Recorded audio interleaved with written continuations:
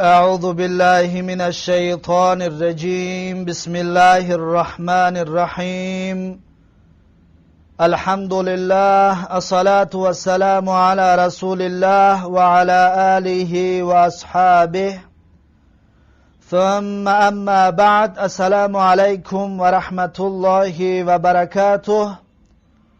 برادران و خواهران و دوستداران آموزش زبان عربی، الحمدلله که ما و شما از کتاب تعلیم زبان عربی 65 درس گرفتیم و بنده حالا باشد میخواهم درس 66 را به سمع شما برادران و خواهران تقدیم و پیشنهاد بگردانم.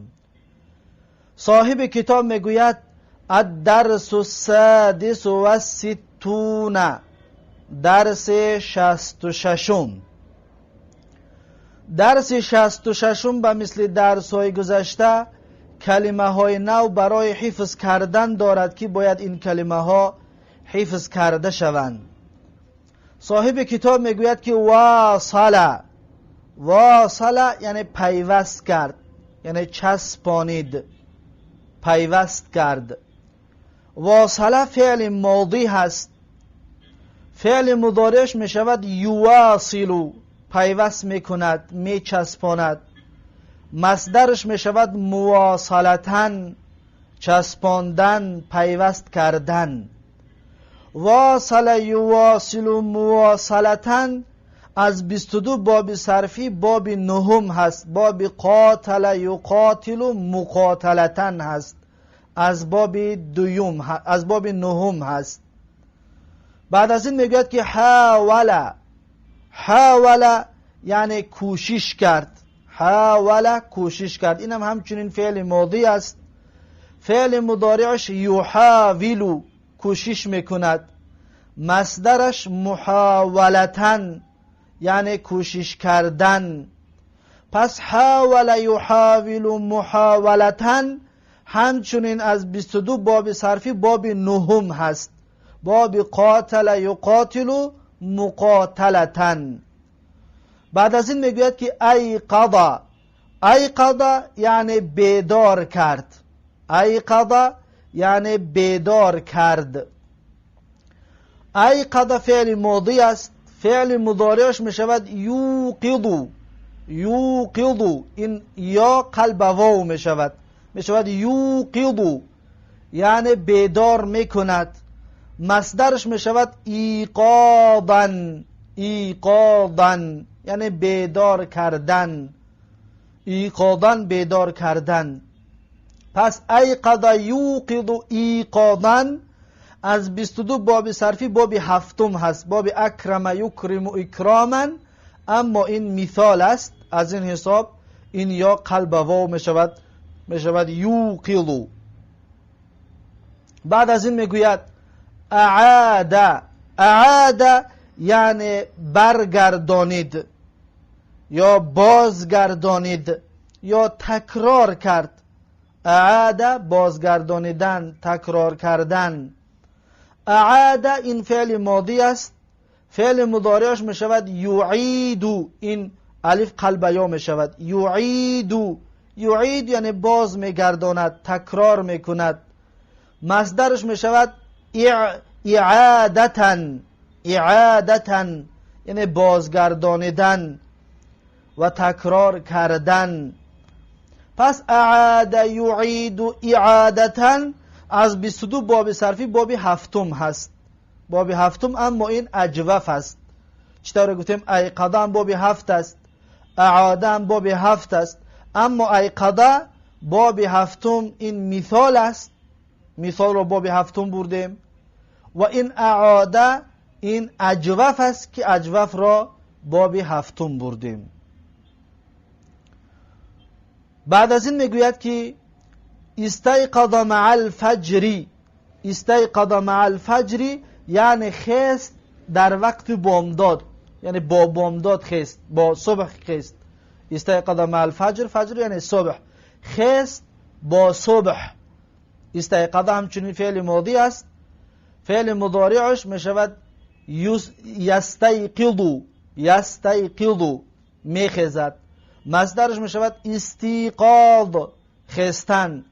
پس ببینید که استیقاظ و ایقاظ هر دوش یک کلمه هستند، هر دوش یک کلمه هست یعنی خستن. اما ایقاظ را وقتی باب هفتم بردیم پس متعدی شد. ایقاظ یعنی خزانید، مثلا ایقاظ زیدون بکرن، خزانید زید بکر را. اما استیقاظ این فعل لازم است، خست. استیقاظ یعنی خست، استیقاظ یعنی خست، خزانید نه، خست یعنی خودش خست. پس این فعل لازم است. و همین یقظ یقظو را باب 15 هم بردیم. استیقاظ باب 15 هست. مثال یایی را یا مثال را باب 15 بردیم. پس شد استیقاظ یستیقظ استیقاظا، به مثل استخرج یستخرج استخراجا. پس استیقاظ باب 15 هست. بعد از این میگوید غلطون. غلطون یعنی غلط، خطا. غلطون غلط، خطا. جمعش میشود اغلاطون یعنی خطاها، غلطها. بعد از این میگوید بلا اغلاطین یعنی بی خطا، بی غلط، بی خطا و بی غلط. بعدش میگوید نسون. نسون یعنی نس، نس یعنی خودی لفظ خودش، مثلا نس قرآن خودی قرآن، نس حدیث خودی حدیث، نس قول یک عالم یعنی خودی قول عالم. نس بگو میگد، نس یعنی که خودی قول بگو، نه اینکه معنایش را یا نه اینکه شرحش را. نس خودی اصل قول را میگویند. جمعش میشود نصوصون، نسها، نصوصون نسها. بعدش میگوید مرتن. مرتن یعنی یک بار، مرتن یک بار. کم مرتن یعنی چند بار، کم مرتن یعنی چند بار. بعدش میگوید احصا. احصا، احصا یعنی حساب کرد، احصا حساب کرد. این فعل ماضی است. فعل مضارع میشود احصا یحصی. یحصی حساب میکند. احصا یحصی. پس احصاءً حساب کردن مصدرش است. این از باب 22 باب صرفی از باب هفتم است، از باب اکرم یکرم اکراما. احصا یحصی احصاءً، احصا حساب کرد، یحصی حساب میکند. پس این ناقص است. احصا یحصی این ناقص است که باب هفتم هست. بعدش میگوید ترجمه. ترجمه یعنی ترجمه کرد، ترجمه ترجمه کرد. فعل مضارعش میشود یترجمو. یترجمو ترجمه میکند. ترجمه فعل ماضی است. فعل مضارعش یترجمو. مصدرش میشود ترجمتن. ترجمتن یعنی ترجمه کردن. پس ترجمه فعل ماضی است. از 22 باب صرفی باب 19 هم است، باب دحرجه است. دحرجه میگفتیم. پس ترجمه یدحرجو یترجمو دحرجتن ترجمتن. پس این از باب 12 هم، از باب 19 هم است، از 22 باب صرفی. و ترجمه بعضی ها مصدرش رو میگه ترجمتن. ترجمتن غلط است، خطا است. ترجمتن، ترجمه این تاجیکی است. عربی قطعی میشه ترجمتن. ترجه جیم رو فتح میکنیم، چطور میگیم دحرجتن. دحرجتن بس به مثل همون ترجمتن میشه، نه اینکه ترجمتن. ترجمتن غلط و خطا هست. بعد از این میگوید اغلق الکتاب. اغلق الکتاب یعنی پوشید کتاب را. اغلقه یعنی پوشید، کتابه کتاب را. اغلقه فعل ماضی است. فعل مضارعش میشود یغلقو میپوشاند. مصدرش میشود اغلاقا یعنی پوشانیدن، پوشید یا پوشیدن. اغلاقا پوشیدن. پس اغلقه از 22 باب صرفی باب هفتم است، باب اکرم یکرم اکراما. اغلق یغلق اغلاقا. بعد از این میگه خافتون. خافتون یعنی پست. خافتون پست، مثلا آوازی صدای پست.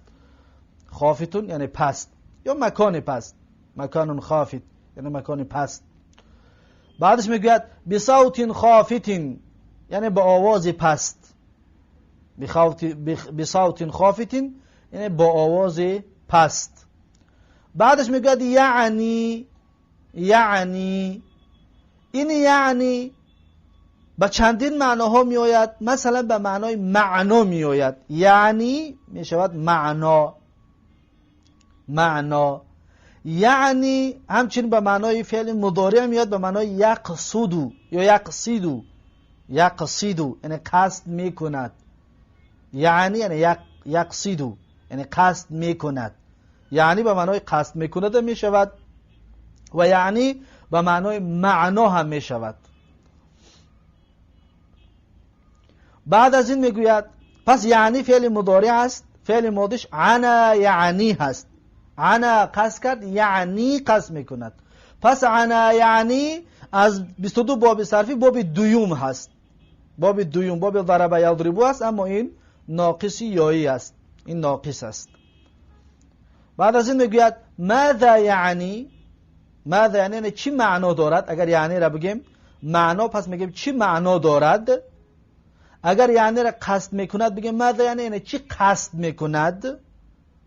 پس ماذا یعنی را میشود دو ترجمه کنیم، چی معنا دارد یا چی قصد میکند. هر دو معنا درست است. بعد از این میگوید زاده یعنی زیاد کرد، افزود. زاده زیاد کرد، افزود. فعل مضارعش میشود یزیدو یعنی زیاد میکند، می افزاید. یزیدو زیاد میکند، می افزاید. مصدرش میشود زیادتون یعنی زیاد کردن، افزودن. پس زاد یزیدو از 22 باب صرفی باب ضرب یضربو هست. زاده به مثل ضرب اصلش زیاده بود، یزیدو به مثل یضربو اصلش یزیدو بود، اما با سبب‌های علت‌های صرفیه که کارها را کردیم زیاده زاده شد و یزیدو شد. پس زاده یزیدو از 22 باب صرفی باب دوم است، باب ضرب یضربو، اما این فعل اجوف است، اجوفی یایی. زاده یزیدو یعنی عین باب حرف علت است. بعد از این میگوید مزیدون یعنی زیادتی، مزیدون زیادتی یا افزودن،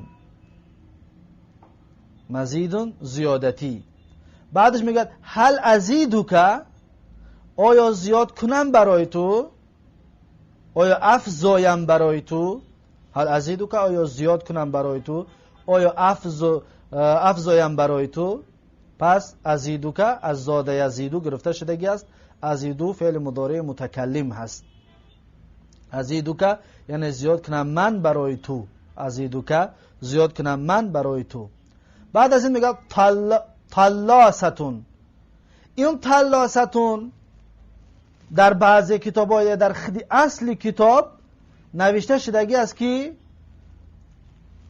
ظلاستون، اما ظلاستون خطا است. طلاستون در اصل کتاب نوشته شدگی است که ظلاستون، این تنه و ضیقتی نوشتگی است، اون خطا است. زیرا اینکه طلاستون با تا می شود، با اتقیقتی، با تا. طلاستون لطهی که داسکه را پاک میکنن، یا اون اسباب ها یا که اون آلتی که با اون داسکه را پاک میکنن، یعنی داسکه پاک کنک. وقتی در داسکه استاد معلم می نویسد و اون چیزی را که میگیرد پاک میکند، داسکه را جای نویستگیش می شکد، کور میکند، انا همون را میگن طلاستون. انا همون را معناش، انا همون را نامش طلاستون هست. همچنین میمسحتون شا میگن. میمسحتون این آلت میشکیدگی، میمسحتون، طلاستون، هر دوشن به معنای لطه پاک کنک. جمعش میشود طلاساتون یعنی جمع مؤنث سالم میشود، یعنی لطه های داسکه پاک کنی. پس تلاستون، تلاساتون، این گفتیم به حرف تا است نه به حرف ضا. به حرف ضا باشد در کتاب هر کسی باید اصلاحش کند. بعد از این میگوید کفایتون.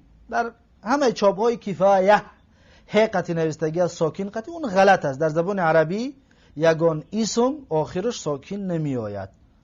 یگان اسم آخرش ساکن نمی آید. کفایتون این طریق نوشته می شود و خواندنش کفایه خوانده می شود. کفایه، کفایه یعنی کفایه است، بسنده است. کفایه یعنی که کفایه است، بسنده است. بعد از این میگه لا حاجت الا، یعنی نیاز نیست به. لا حاجت الا، الا یعنی نیاز نیست به، احتیاج نیست به. به یعنی دومش ده میگه لا حاجت الا الکتبی، مثلا احتیاج به کتاب ها نیست. یا لا حاجت الا الذهابی یعنی احتیاج به رفتن نیست. بعد از این میگوید نزل بهی، نزل بهی یعنی فرامد، نزل بهی یعنی فرامد با وی. نزل معه است، نزل معه یعنی فرامد با وی. نزل بهی یعنی فرامد با وی. این بره به معنای معه ترجمه میکنیم. نزل بهی یعنی فرامد با وی. یا میشود این بره برای تعدیه بگیم اگر نزل بهی یعنی وی را فراورد، و بره ترجمه نمیکنیم. فراورد وی را، این به ترجمه کردن نمیشه اگر برای تعدیهش بگیریم. اما نزله را فعل لازم بگیریم، بهی را بره به معنای مع ترجمه میکنیم. نزله بهی یعنی فرامد با وی، همراهی وی. پس دو ترجمه میشود موافق به جمله در چطور میوید همونطور ترجمه اش کنید.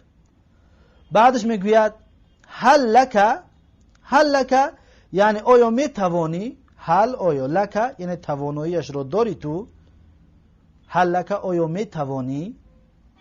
بعدش میگوید واجبون، واجبون یعنی واجب یعنی وظیفه، واجب یعنی وظیفه. بعدش میگوید واجباتون، جمعش وظیفه ها، واجب ها، وظیفه ها.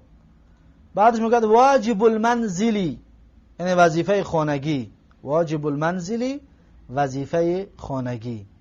بعدش میگوید تمرینات ریاضیتون یعنی مشقهای ورزشی. تمرینات مشقها، ریاضیتون ورزشی، مشقهای ورزشی. بانتظام یعنی با نظام، با ترتیب، با روش.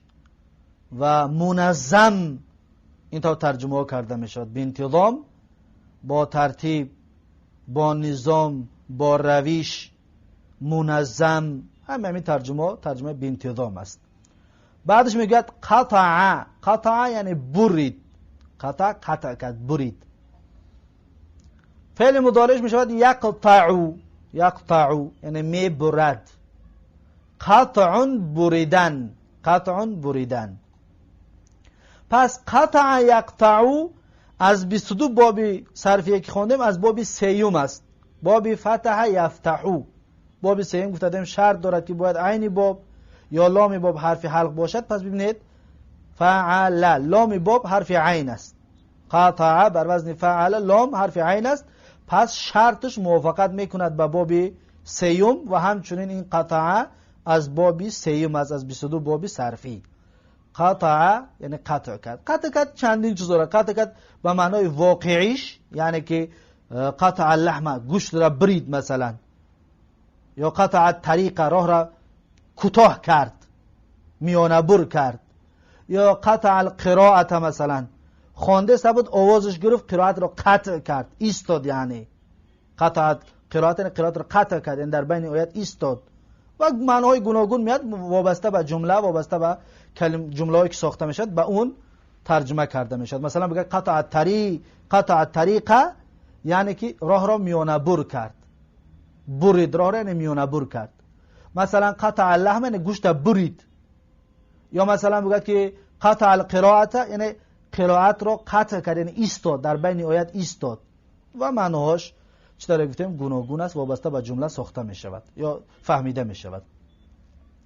بعدش میگم طلبه، طلبه یعنی طلب کرد، طلبه به معنای طلب کرد. یطلبو طلب میکند، طلبون طلب کردن، طلبون طلب کردن. پس طلب یطلبو طلبون این از 22 باب صرفی از باب یکم است، از باب نصر ینصرو است. طلب یطلبو، طلب یطلبو از باب یکم است.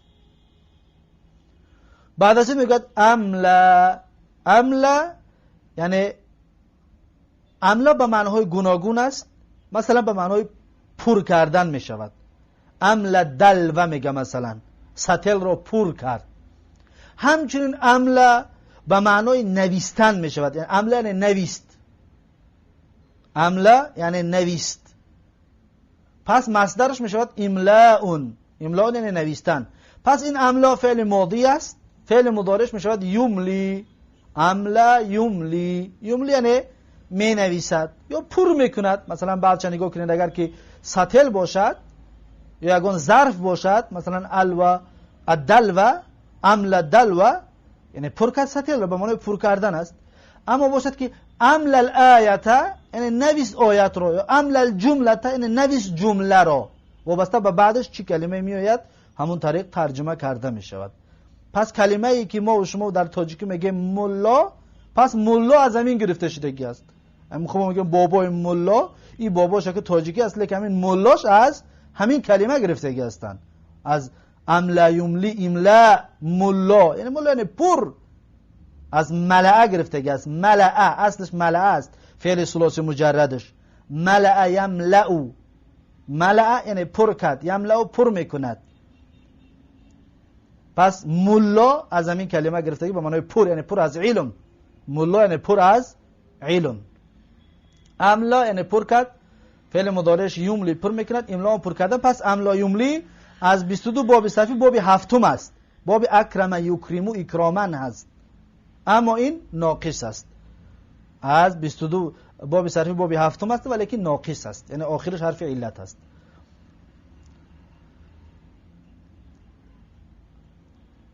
یا میتونه محموزش بگیم، زیرا که اصل کلمه ملعه هست. پس این املعه بود، این ناقص نه بلکه محموز است، محموز اللام است. وقتی باب هفتم بردیم با بعض قاعده وقتی قلبیا شد، همزه در آخر قلبیا شد، پس شد املعه، ازش املعه یملعو املاون بود. خب این از کلمه های نوی درسی 66. با همین کلمه های نوی درسی 66 به آخر رسید. پس میگذاریم به حوار و گفتگوی درسی 66. صاحب کتاب میگه یا احمدو واصل القراءة ولا تقطعها وحاول ان تقرأ بلا اغلاط. یعنی که ای احمد، یا احمدو ای احمد، واصل القراءة پیوست کن قرائت رو، بچسبون قرائت رو، ولا تقطعها قطع نکن، یعنی در بین آیات نیست، ولا تقطعها یعنی قطع نکن، پیوست کن، خونده برو. و حاول ان تقرأ بلا اغلاط، و کوشش کن، و حاول کوشش کن، سعی کن، تلاش کن، حاول کوشش کن، سعی کن، تلاش کن، ان تقرأ بلا اغلاط که بخونی به خطا، این که بخونی به خطا. یا احمدو واصل القراءة ولا تقطعها، ای احمد بچسبون قرائت رو، پیوست کن قرائت رو و قطع نکن قرائت رو. ها برمیگه به قرائت، قطع نکن تو قرائت رو. و حاول ان تقرأ بلا اغلاط، و کوشش کن و سعی کن که بخونی به غلط.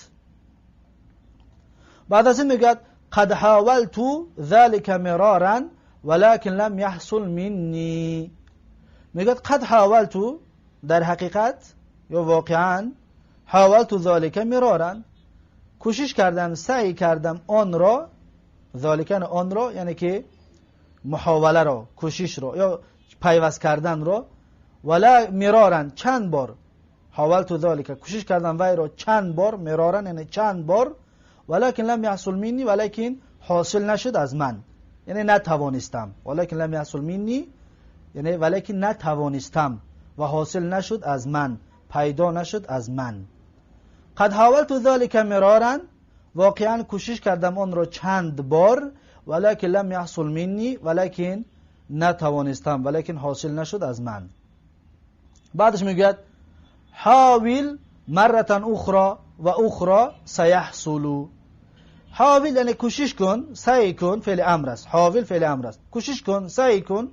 مرتن اخرى یک بار دیگر، و اخرى و بار دیگر.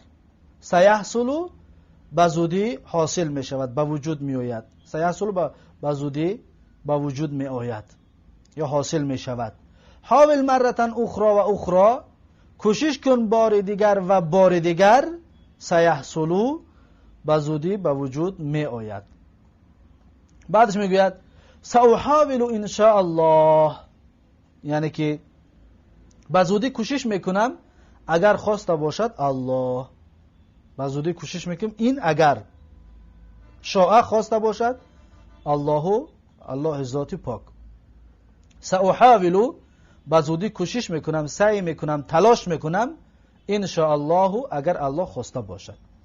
بعدش میگوید کم مرتن قرأت النص، کم مرتن قرأت النص، یعنی چند بار خواندی نص را. نص گفتیم یعنی که آیت را یا حدیث، خیلی همون لفظ را.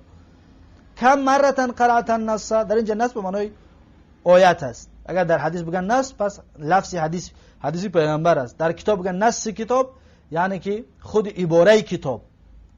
کم مرتن قرأت النص، یعنی چند بار خواندی تو نص را. میگه که قرأته عدة مرات لم احصیها. قرأته عدة مرات یعنی خواندم وی را، هو برمیگه به نص، خواندم نص را چند بار. لم احصیها حسابش نکردم. لم احصیها یعنی حسابش نکردم. لم جازمه، احصی فعل مضارع مجزوم و علامت جزم حذف حرف علت است. احصی یا داشت، این یا حذف شد به سبب این لم. برای خود لم احصیها، لم احصیها نمیگیم، لم احصیها یعنی حسابش نکردم وی را. اینها برمیگرده به قرائت یا به مرات، یعنی که چند بار خواندم اما اون چند بار خواندگی من حساب نکردم. بعدش میگوید انک تقرأ بصوت خافت ارفع صوتک. اگر گذشته میگیم ارفع صوتک، اما پیوست کرده میگیم خافت نرفع صوتک. خافت نرفع صوتک. یا بار دیگه با پیوست میخونم انک تقرأ بصوت خافت نرفع صوتک، یعنی هر آینه میخوانی تو با آواز پست، بلند کن آوازت را. ارفع صوتک، بلند کن آوازت را، بردار آوازت را، یعنی که آواز تا بلند کن. انک تقرأ بصوت خافت، هر آینه تو میخوانی با آواز پست. ارفع صوتک، بلند کن صدایت را. بعدش میگه ماذا تعني هذه الكلمه؟ ماذا تعني هذه الكلمه؟ میشه بگیم تعنی را معناش، یعنی چیست معنای این کلمه میشود، یا ماذا تعني یعنی چی قصد دارد این کلمه. چی قصد دارد این کلمه. تعنی را اگر فعل مضارع گفتیم قصد دارد، یا چی قصد میکند این کلمه. چی قصد میکند این کلمه، چی قصد دارد این کلمه. اما تعنی را اگر به معنای معنا بگیریم، ماذا تعني یعنی چی معنا دارد هذه الکلمه، تو این کلمه. بعدش میگه ترجمها لی، ترجمها لی یعنی ترجمه کن وی را برای من. ترجمها فعل امر است، ترجمه یو ترجمو، ترجم فعل امر است. ترجمه کن ها وی را لی برای من. ترجمها لی، ترجمه کن وی را برای من. بعدش میگه ماذا یعنی قولک هذا؟ میگه ماذا یعنی قولک هذا، چی معنا دارد سخن تو این، یا این سخن تو. چپانه ترجمه میکنیم، این رو اول ترجمه میکنیم بعد قولک را. ماذا ما یعنی قولک هذا، چی معنا دارد این سخن تو. یا یعنی را اگر بگیم قصد دارد، پس میگیم چی قصد دارد این سخن تو، یا چی قصد میکند این سخن تو. مثلا هم چی معنا دارد. بعدش میگوید الان اغلقوا الكتب واسمعوا اسئلتی. الان اغلقوا الكتب، حال حاضر بپوشید کتاب ها را محکم کنید، بپوشید. واسمعوا اسئلتی، و گوش کنید سوال های من را. واسمعوا یعنی گوش کنید شما، اسئلتی سوالهای من را. الان اغلق الکتب، حال حاضر بپوشید کتابها را. واسمعوا اسئلتی، و گوش کنید سوالهای من را. بعدش میگه یا حسنو، ای حسن، یا حسنو یعنی ای حسن، خذ الطلاسة، خذ الطلاسة وامسح اللوحة املی علیک هذه العبارة الآتیة. میگه ای حسن، خذ الطلاسة، بگیر لطه دستکشکی را، وامسح اللوحة، و بشک دستکه را، املی علیک هذه العبارة الآتیة، یعنی می نویسم، املی در جبانه می نویسم، می نویسم برای تو این عباره می آمدگی را، می نویسم برای تو این عباره می آمدگی را. خذ الطلاسة وامسح اللوحة، بگیر لطه دستکشکی را و بشک دستکه را، املی علیک هذه العبارة الآتیة، می نویسم برای تو این عباره می آمدگی را. املی می نویسم فعل مضارع متکلم است، یعنی من می نویسم. بعدش میگه هل ازیدک، یعنی آیا زیاد کنم برای تو، هل ازیدک، آیا زیاد کنم برای تو. میگه کفایتون لا حاجت الی مزیدین، کفایتون یعنی بسنده است، کفایه میکند. لا حاجت الی مزیدین، احتیاج به زیادتی ندارم. لا حاجت یعنی احتیاج نیست به زیادتی، محتاج نیستم به زیادتی، یا نیاز ندارم به زیادتی.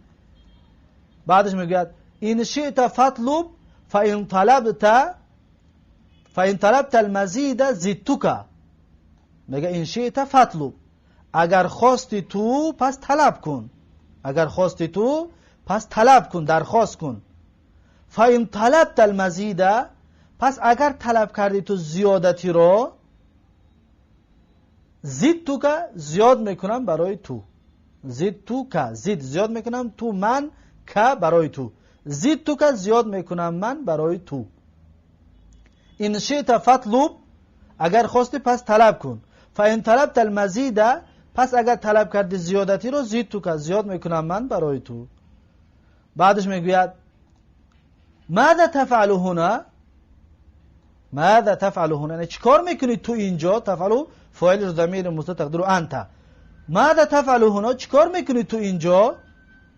میگوید اقوم بواجب المنزلی، اقوم یعنی انجام میدهم، اقوم و معنی انجام میدهم. بواجب المنزلی بلا ترجمه نمیکنیم زیرا که به برای تعدیه هست. انجام میدهم وظیفه خانگی ام را، انجام میدهم وظیفه خانگی ام را. اقوم بواجب المنزلی، انجام میدهم وظیفه خانگی ام را. این با برای تعدیه است. واجبی لفظا مجرور، محلا منصوب، مفعول به اقومو است. واجبی مضاف، المنزل مضاف الیه. فاعلی اقومو انا هست، اقومو انا یعنی انجام میدهم من وظیفه خانگی ام را. بعدش میگوید اتقوم بالتمارین الریاضیه کل یوم، اتقوم بالتمارین الریاضیه کل یوم، یعنی آیا انجام میدی مشقای ورزشی را هر روز. کل یوم هر روز. اتقوم آیا انجام میدی تو، فاعلش انت، اتقوم انت، آیا انجام میدی تو. بی تمارینی به برای تعدیه است، ترجمهش نمیکنیم. تمارینی تمرین ها را، بی تمارینی تمرین ها را، الریاضیتی تمرین های ریاضی را، کل یوم هر روز. تمرین آیا انجام میدی تو. اتقوم بی تمارین ریاضیتی کل یوم، آیا انجام میدی تو مشقهای ورزشی رو هر روز. میگوید نعم، نعم بله، آره. بعدش میگوید اقوم بتمارین ریاضیتی کل صباح بانتظام، بانتظام، الف نمیخونم به خاطر الف همزه همزه وصل است. بانتظام.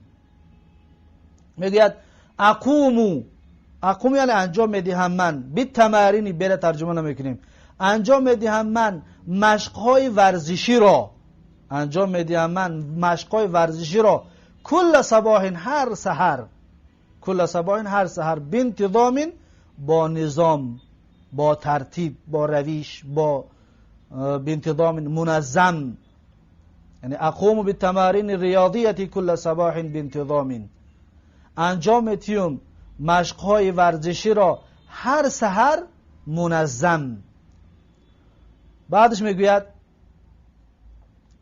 استيقظ مع الفجر و اوقظ اخوتی الصغار ثم نصلي الصبح جماعة في البيت أو في مسجد المحلة، وبعد انتهاء الصلاة نخرج إلى التمارين الرياضية الصباحية. بگید که استيقظ بیدار میشوم، از خواب میخیزم، مع الفجر یعنی در وقت بامداد، در وقت صبح بیدار میشوم، در وقت صبح. و اوقظ اخوتی الصغار و بیدار میکنم. ببین استيقظ بیدار میشوم، اوقظ بیدار میکنم. برای استيقظ فعل لازم است، اوقظ فعل متعدی است. و اوقظ بیدار میکنم، اصل اویقظ بود. این واوی که میبینید این اصل یا بود، یای ساکن ما قبل مضموم رو قلب واو میکنه میشه اوقظ، اصل اویقظ است. و اوقظ اخوتی الصغار و بیدار میکنم برادران خردم را. اخوتیه یعنی برادران خودم که از صغار میده هستند. ثم نصلی الصبح، نصلیه در بالای فتحه میمونیم. پس میخوانم نماز بامداد را جماعتاً، در حال بودنمون با جماعت. نصلی میگذاریم ما نماز بامداد را جماعتاً، در حال بودنمون با جماعت. فی البیتی در خانه و فی مسجد المحلتی یا در مسجد محله. میخونه میگه نماز بامداد را با جماعت در خانه یا در مسجد محله همون، در مسجد جای زیست همون، در مسجد قشلاق همون.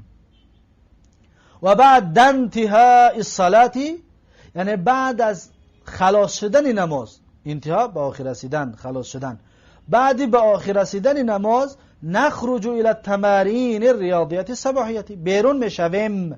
نخرج بیرون میشویم ما الى التمارین الریاضیات الصباحیه، برای مشقهای ورزشی صبحانه. بیرون میشویم ما برای مشقهای ورزشی صبحانه. پس در اینجا ثم نصلیه فتحه میمونیم به خاطر آنه که التقاء ساکنین شده است، بین یا و بین صاد هر دوش ساکن است. نصلی الصبح. میگوید استيقظ مع الفجر و اوقظ اخوتی الصغار، اخوتی الصغار.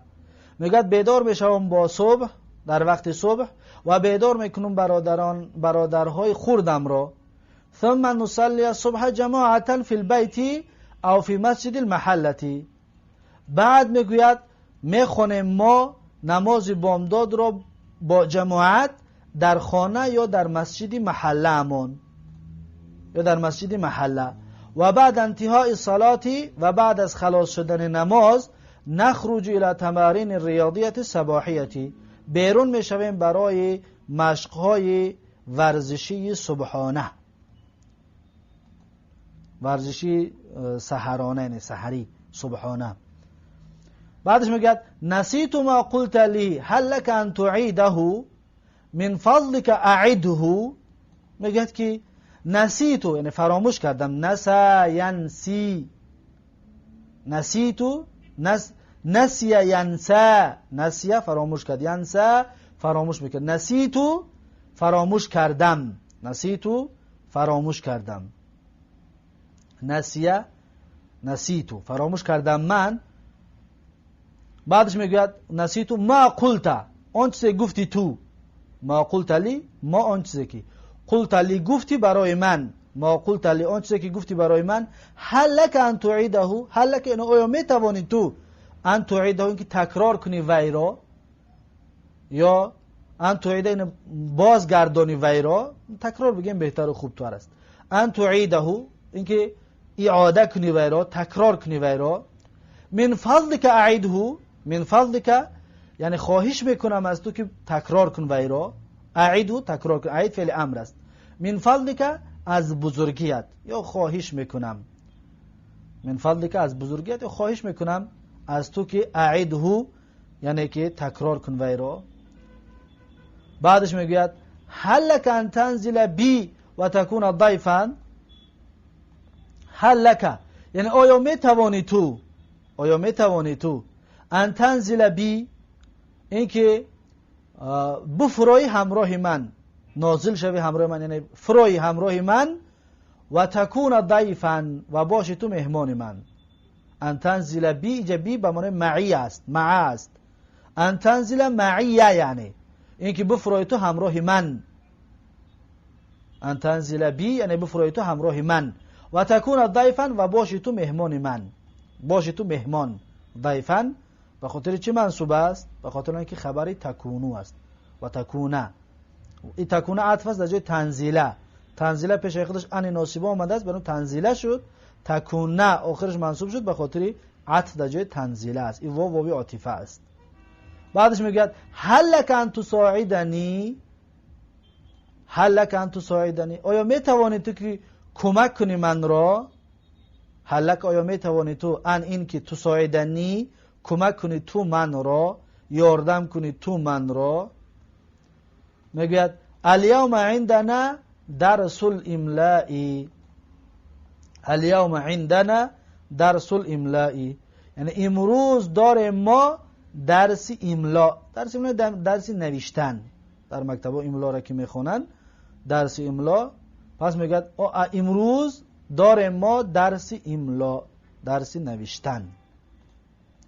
پس این هست درس 66 حوارش و با کلمات جدیدش. با همین درس 66 به پایان رسید. تا درس آینده، تا درس 67 یک شما رو به الله تبارک و تعالی مسپارم. هر کجایی که باشید سلامت و موفق و مؤید باشید. السلام علیکم و رحمت الله و برکاته.